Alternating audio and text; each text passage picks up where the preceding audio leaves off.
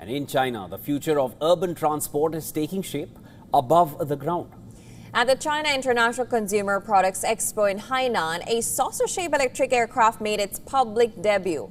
As developers continue to explore new forms of low-altitude mobility, the eVTOL aircraft is designed for short-distance urban travel with vertical takeoff capabilities that eliminate the need for a runway. Now, its developers say that the project could support future air taxi networks. There's more in this next report. Take a look.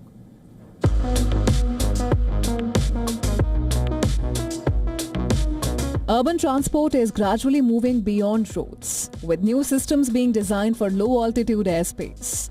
Electric aircraft, once limited to prototypes, are now being tested for short-distance travel, tourism and city mobility. At the China International Consumer Products Expo in Hainan, one such design has drawn attention for its unusual shape.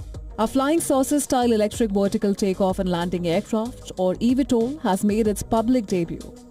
The vehicle features a circular body with rotors integrated into its structure, giving it a design similar to a UFO.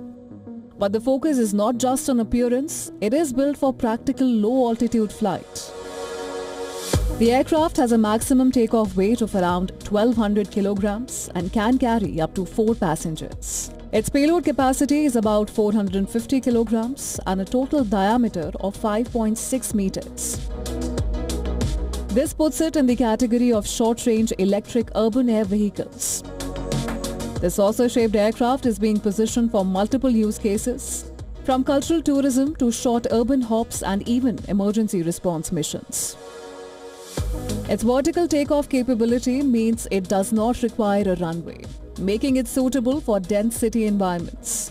The project also reflects a shift in design thinking. Instead of traditional aircraft structures, engineers are experimenting with compact, integrated forms that can balance stability, efficiency and safety.